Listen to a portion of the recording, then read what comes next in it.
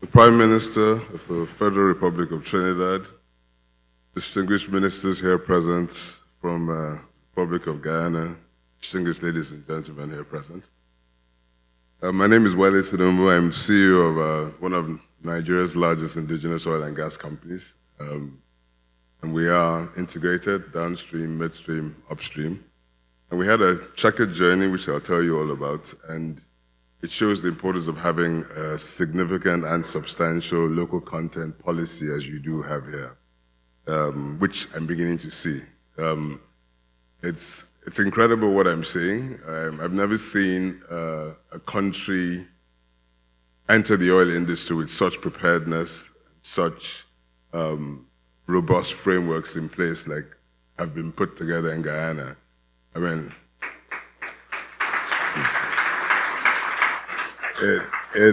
it's almost as if God was a natural resource man, he took extra time to make sure that all his dreams came true when they came to giving Guyana this natural resource. So I've been told to talk about a winning strategy, winning oil and gas industry strategy. I can only juxtapose this request to speak on this with what's gone on in our world, in Nigeria in particular, which has had hydrocarbons for the last literally, I would say 60 years, 70 years, and has had the best of hydrocarbons, has had great benefit from it, but has also suffered immensely by its over-reliance on it. And I suppose part and parcel of those reasons are, as you would see in my conclusions, not necessarily technical. It's never really about the oil industry. It's really about everything else but the oil industry. So I think the first fundamental point to note regarding success and a winning strategy for the oil industry is to actually focus on the enabling environment that creates the oil industry. In general, if you look at global oil and gas trends, we're going to be here for a long time. Oil remains significantly profitable in today's prices, but I mean, those prices are really affected by the fact that we had COVID. There wasn't much investment the last couple of years. There's geopolitical tension. Countries and continents are also re-emerging. And there's a big inventory gap, as we all know, in terms of goods and services. Even second-hand cars today are actually even more expensive than new cars. You have to get on the line to acquire them. The LNG market is doing very well. As we know, it's been accepted as a transition fuel in terms of the drive to achieve carbon neutrality. And what's interesting is that the oil industry hasn't done a very good job in projecting itself, because if all the coal power plants in the world were shut down and replaced by LNG today, we would have carbon neutrality. We'll achieve carbon neutrality immediately in our world, or 1.5% anyway, the limit. And so it's something which we are going to see a continual strong demand from. And I suppose as Guyana will move from an oil, must focus on oil to having a robust gas industry as time goes along, because there is certainly a whole range of hydrocarbons. They're not just limited to oil in this territory. Transport sector clearly is going to be delayed, because we've seen it's going to be quite tough to have alternatives fast enough for aviation and for shipping, which consume a substantial amount of hydrocarbons. And then this complexity which we do require, shale oil was successfully tackled in the US, but there is quite substantial amount of resources in countries like in South Africa, which require specialized drilling and extraction techniques. Security threats have become of importance as well to consider. For example, Nigeria, we suffered a decline of over 400,000 barrels a day due to oil theft and vandalization. And these were not threats which were in existence for the last 30 years in Nigeria.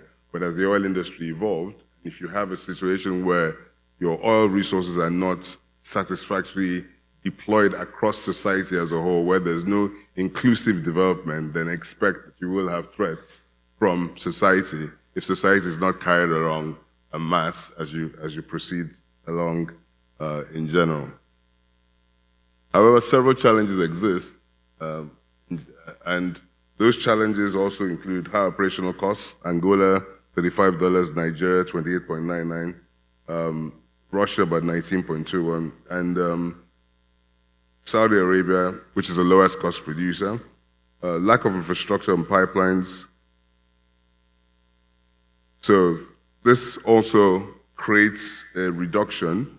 So for example, in Algeria, there's substantial flaring that's had to occur because they don't have homes for their gas. So whilst they have a lot of associated oil production, a lot of that production is actually flared, and which otherwise should be captured. Regulatory uncertainty is another big challenge we've had. Nigeria spent 15 years trying to discuss and negotiate a new oil and gas regulatory act, which also saw fiscal terms being renegotiated, terms and conditions of leases being renegotiated. And we went into a sort of analysis paralysis because we spent 15 years trying to get the best terms. And in those 15 years, countries like Guyana sprang into production, other new industries came in. And at the end of the day, you remain a bride in the oil industry, and you have to continue to look good to the outside investors because capital will flow from country to country where the opportunities do exist. So it is important that the regulatory framework is stable, it's predictable, and it's also rapid when it needs to be changed or amended. It should be done consultatively, collaboratively, and done quickly. Limited access to finance is another key challenge that we've experienced in general, and I talk about African oil and gas companies, which represent something like 25 to 30%, 20% of the world's reserves, like Angola, Nigeria, Algeria, now Mozambique, because we had solid financial backing from international banks. So we had BNP Paribas, Natixis, Citibank, a whole range of banks who focused and did finance African oil and gas companies like us, like our governments, like our national oil companies. Unfortunately, they've all withdrawn from financing hydrocarbons. So we find ourselves with a lot of resources, and everybody's being told, try and shift to clean energy. But we're only responsible for 5% of global emissions, yet we're 20% of global population, okay? Yet we're only 3% of global GDP, and 45% of the citizens of Africa do not have access to energy. And so it's a bit of an unjust proposition for us to start to shift to sustainable sources of power when our natural resource, which is hydrocarbons, which we are actually a victim of, and we have in surplus, we're not allowed to develop. So one of the key things I think would be smart to do, because I think what goes around comes around to a certain extent, and even though Guyana is in the Western Hemisphere with the traditional markets into North America and South America and the Caribbean for obvious reasons, I think it's good to start to create alternative financing institutions for the energy business. Your energy business not being clean energy business, but your energy business being hydrocarbons. So setting up an energy bank, capitalizing it now, having it raised, you can do 10 to 1, $1 of equity is $10 of bonds, but it's as distinct from a sovereign wealth fund, which is to save your resources for a rainy day in future, because oil prices will drop. I mean, there's going to be a lot of cyclical nature. Guyana has birthed this industry at the time of high oil prices. So that's fantastic. There's no better time to launch your country and launch your resources than high oil prices. But eventually, those peaks we see of $80 a barrel, you will see $20 a barrel, you will see $15 a barrel, you will see $10 a barrel in this lifetime sooner than later. Since I started 30 years in the industry, I've seen oil prices go as low as $15 a barrel. I've seen oil prices as high as $130 a barrel. But in that time frame, you still have to have consistent projects and consistent commitments, which would have been made by the public sector also, which takes this. Investing in infrastructure development is critical, and this is, although it's left to the government, the reality is that you are best launching your infrastructural development ahead of its demand. I mean, so for example, this GDP growth that Guyana is experiencing is going to be faced by a substantial amount of economic activity. So it means roads, it means railway, it means housing. And if you don't invest in that, you end up with an inflationary spiral created by the oil sector. As the oil sector extracts oil, the oil sector pulls in a lot of investment, and the oil sector requires a lot of resources. And they'll pay anything to ensure that they've got the capital, the resources they need, and it creates an inflation within society. I mean, I'll give you a very simple example. I started the industry with a 1945 old oil tanker called the Carolina. It was the only tanker I could charter. It was old. It was a 1945 tanker. It had a gun turret at the back, a decommissioned gun turret, and it did 5 knots and only. And if the tide was 6 knots, then we did negative speed, but we got to our destination. But that was all I could afford, and the only job I got was to load diesel fuel, 1,000 tons of diesel fuel, and take it to the fishing trawlers. And then one day, somebody told me that the oil guys are shooting seismic offshore Nigeria. They were just launching the thing. And the fuel I sold, for 30 cents per liter, I could sell it for $1 a liter if I took the fuel over there. And I tested it, and it worked. So all of a sudden, I took all the fuel I was delivering. I said, goodbye, fishing trawlers. Not interested in your lobster or your shrimp anymore. And the next thing, all the fuel that would otherwise have gone to the fishing trawlers was in the oil sector, okay? And effectively, I'm sure I had an unfortunate responsibility for partially killing our shrimp export business, because Nigerian shrimps, if you ever see them, are this big. And we slowed down over the years in terms of the export of those things whilst we focused on that. Similarly, the same thing happened on a lot of resources. We're number 1 producer of in the world, 1 or 2 in cocoa. We were number 1 or 2 in groundnuts, number 1 or 2 in palm. And now we import palm oil into the country. We're like number 6 or number 7 in cocoa. But the whole focus of our economy became oil. We had so much money coming in from oil, and we didn't develop the other sectors. So it's critical that to succeed, to have a winning strategy in oil, you have to focus on ensuring that every other natural competitive advantage you have in Guyana is driven using your oil wealth to drive it. So if it's timber, you want to be the best in timber. You have 86% in forest. If it's bauxite mining, you want to be able to transfer a bit of that capital to ensure that all the other areas of your economy are brought are made to excel as well as your oil industry does. I think strategic partnerships are important. It's very, very important not to rely entirely on the international. ExxonMobil is doing a wonderful job there, but ExxonMobil is a corporation, and tomorrow its priorities may change. Whilst the hydrocarbons are still down in the ground in reserves, it's very important for you to create your own alternatives. Your national oil company must be developed, must be strong, and must take the risk to learn how to drill and shoot its own seismic and on smaller projects, but take these skills as opposed to being reliant entirely on foreign multinationals. We made that mistake in Nigeria. We had a national oil company that was really reliant on Chevron joint venture, ExxonMobil joint venture, Total JV, and we had, everybody was in Nigeria. So we sat back, we allowed them to do the work. We were non-operated partners. And a lot of the skills transfers which we ought to have received, we didn't get as aggressively as we should have done. However, we created an indigenous drive, and that created companies like us, where I went from, tanker shipper. Ocean and Oil was my company, Oando, and I went from shipper selling fuel to fishing trawlers to oil sector, to bitumen importer to, and then I went into the gas distribution business, the oil services sector, and eventually the exploration and production sector. Indigenous companies in Nigeria account for close to 400,000 barrels a day of production and rising. And they have all the skills, all the range, and they will do everything from shoot seismic, appraise opportunities, drill, produce, and eventually abandon. And so we have a very strong, solid indigenous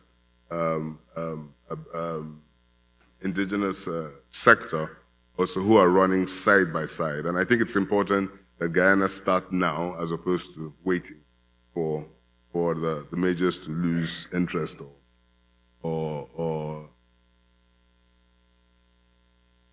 now in terms of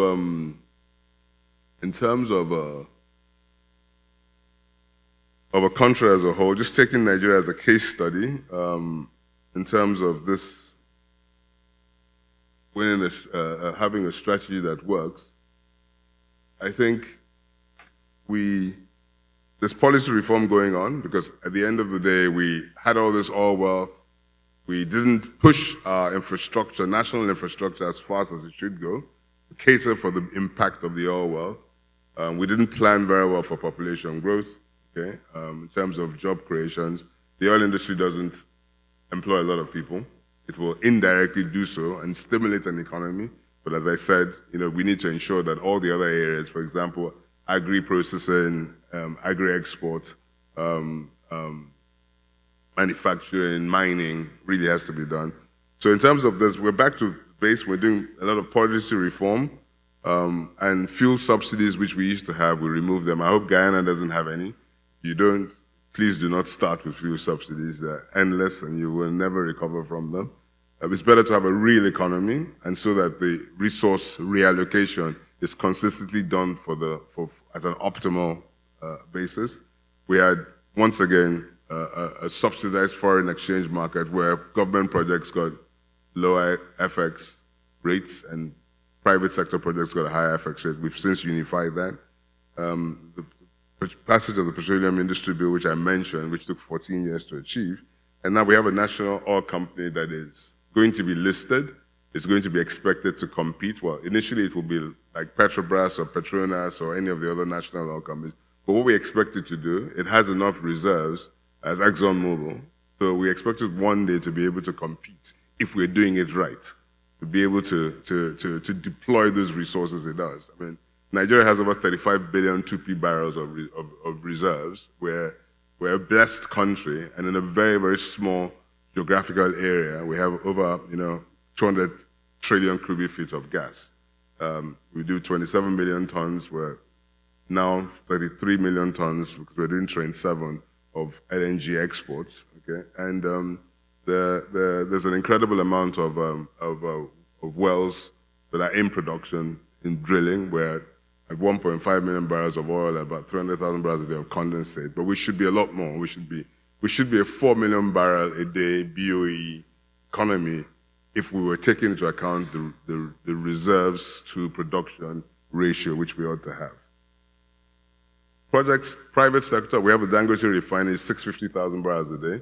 And one private sector refiner has been built, which is larger than all the 3 government-owned refineries in the country. This underscores the point about ensuring that you have a very active public-private sector partnership ethos as a nation from day one. So we built, under my company, we built the first local distribution gas pipeline. We built over 500 kilometers of pipelines because the majors were interested in doing LNG projects for export, but gas is really felt when small to medium scale industrial company can actually take gas and use gas as process at a competitive price to build a small industry. And fortunately, we had all this gas being exported. Apart from electricity, there was very little gas that was being distributed for industry around the country. And so you had places we were using a lot of diesel fuel, very expensive, a lot of low-power fuel oil, and you couldn't access energy as a resource, as a raw material, to make cheaper products. And so we took it upon ourselves. There was no public-private sector structure. We went to the government of Nigeria and we said, we will take your gas, okay, on credit from you. We will take project risk and build the pipeline out, okay? And then we will share revenue. X revenue will come back to us to recoup the cost of the pipeline. X revenue would go to you, okay, for your gas, and eventually the capex should be paid up in full, and our take would reduce, and it'll just be, return on equity sort of structure. We were successful in convincing them because they had an open mind. We said, look, you're not doing anything with this gas. You have 60% of this gas belongs to you, gets exported. Let's take some of it and we'll build out. So we were able to build a gas system in Lagos. We had over 150 industries take gas, whether it's your typical multinationals, fast-moving consumer goods like Palmolive, Lever Brothers, Colgate. I mean, everything, beer manufacturers, you name it. The energy costs simply dropped tremendously because we're able to distribute natural gas for their use, as well as using gas for process as well. So where gas becomes part of process, for example, in the fertilizer industry or methanol or whatever else that there is. So it's important that an open mind is given, the private sector is encouraged, and public sector, private sector partnerships are giving a nod from day one. So for example, something as simple as local refineries like the refinery in Trinidad or any other refineries, Guyanese crude needs to be taken from here and used as and those refineries should be a home for Guyanese crude, because eventually you will find that when crude oil prices drop, there's a lot of stranded cargoes that exist. And so your long-term off-taker becomes your saving grace, because you will go from when crude will become just a commodity, and if you don't have a strategic link of some sort, okay, then you have less market for your product. We experienced it, and that's why you will find that countries like Saudi Arabia are taking positions, investing in refineries in India and places of that nature to ensure that in the long term they have a home for their own crude, wherever they may be, whenever prices drop. So they've done the same thing in South Africa, they've done the same thing in India, they've done the same thing in China. I think that I already mentioned the issue to do with financing, but one of the key initiatives that Africa is doing now is creating a very large energy bank. It's been driven by the African Export-Import Bank, where they're going to put 40% of the capital in, but all the African states, Angola, Nigeria, Algeria, have all signed up to create an energy bank so that we will have our own hydrocarbon. It will do clean energy as well, but it will also have a focus on ensuring that the development of a hydrocarbon is not impeded by the lack of capital that exists.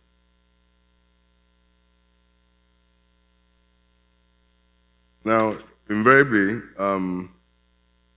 I think that it's important that we have had to rethink, we've had to reset, we've had to reposition our industry, and there is quite a bit going on, which a lot of it has already been mentioned, but just to say the list, with a focus on reducing costs, there's energy diversification. You can't cope with that without sustainable energy.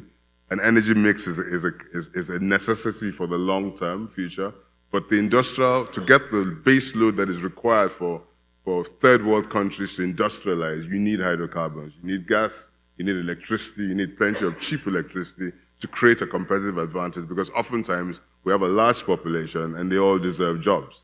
And the only way you're going to give them jobs is to effectively become a manufacturing hub for the OECD countries, like Europe or North America, where there's a reduction in their energy consumption as opposed to an increase in energy consumption.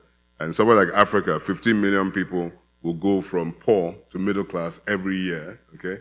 And in so doing, there's a immediate need for resources for them. There's mergers and consolidations going on. There's stricter investment appraisals. We've had a lot of projects which we've done, which have end up having to be mothballed, because we do them at a time when the oil price is high without looking at costs. Hedging, for example, is also very important. The oil price is high, the country could consider hedging its oil prices, knowing that oil prices will drop. I think Mexico practices that. Portfolio optimization, well, it's not we've had to do that now, but risk management strategies, investing in people, capabilities, and skills, having an all-service industry that is bedded, which from all I've heard, has already been taken care of to ensure that you can capture as much of the value add in every barrel of oil that is produced in Guyana as in-house. But all the same, you cannot do it to the point where you become uncompetitive, because we went overboard in Nigeria with our local content strategy saying we want 10% manufactured, 20%, 30%, 40%. After a point, some of our projects, big projects, you know, like 200,000 barrel a day projects, were not sanctioned simply because we were insisting on the majors to produce too many of their components in Nigeria, and the cost, because of the fact that we didn't have the competitive advantage, would have meant that the price per barrel, that we're not achieving the optimal break-even price in terms of low crude prices, which meant they couldn't sanction the project. Now, in terms of us, what have we done as a local company? I think we went from a small distributor by vessel. We went from one ship to about 15, 20 vessels, loading Nigerian oil and exporting it when we had good refining in Nigeria. And so refining is another aspect that I'm sure eventually Guyana will get to. It enables the country diversify its exports, and at the end of the day, they've got a captive market in South America right next to it, and the Caribbean. So there's plenty of scope to be done. So we went from distributor. When the government privatized, we acquired one of the companies. We ended up with 250 petrol stations. We expanded our downstream until we became the largest fuels retailer in Nigeria with over 500 petrol stations. We did the gas pipeline distribution I told you about. And we did that in several areas, in the southwest, in the southeast, and the south-south. And we created industrial hubs for a lot of small-scale industries who've become very large-scale industries in today's world. And as the multinationals have exited Nigeria, those local champions have become world-class producers, making $1 billion a year in profits from doing fast-moving consumer goods, not just for Nigeria, but for the continent as a whole. And then, in 2014, when ConocoPhillips was exiting Nigeria, we were able to raise enough capital, and we acquired the company for $1.8 billion US, and that took our reserve base to 500 million barrels. And then we continued to partner. We had partnerships on some assets with Shell, with ExxonMobil on OML 145, with Korean National Oil Company. We focused on the onshore and shallow water, and then we stayed as a non-operator in the deep water because we didn't have the skill set to be able to do that. And then we also had extensive opportunities in the marginal field round as well, and we produced quite a bit of oil. So today we will double our resources because we've negotiated to conclude and sign an SP to acquire ENI, the Italians' onshore business in Nigeria, for $900 million. We should conclude that deal over the next 90 days. And then will give us double our reserves to 1 billion barrels of 2P, double our gas, because 60% of our assets will be gas. And we will also have over 1,000 megawatts of power, because we currently have one 500 megawatt power plant, and this will give us a second one, and we'll go to. Similarly, we've also launched a very aggressive e-vehicle initiative, and we're focused entirely on the masses. When I say the masses, we mean the low-income earners, because 60% we did our research, we've done pilot cases, 60% of the operating cost of a diesel bus can be reduced if you went to e-vehicles. And so we have a plan to bring in 16,000 electric vehicles into operation, focused entirely on mass movement for the poor to reduce the prices in Nigeria. We have a trading company as well. We export a lot of crude out of the sub-region, and we'll be keen to, to work in the Caribbean as well too, hence why I'm here, not just to speak. We are excited about partnering with the Caribbean as a whole, with Guyana, with Trinidad, with the other oil producing and oil countries in this zone. And we've since created strategic partnerships with quite a lot of banks on the African side, international banks as well too, our national oil company, who is very supportive of our initiatives, the African Export-Import Bank, who's been a key driver, and of course, Nigeria as a whole. The federal government is very keen to develop substantial indigenous businesses. We have been a true beneficiary of positive policies towards ensuring that indigenous companies can become world-class in their actions, their activities, their aspirations, and can actually go out into the world and create value for their home country. That will be all for now, and I think I can release everybody to go to lunch. Thank you very much.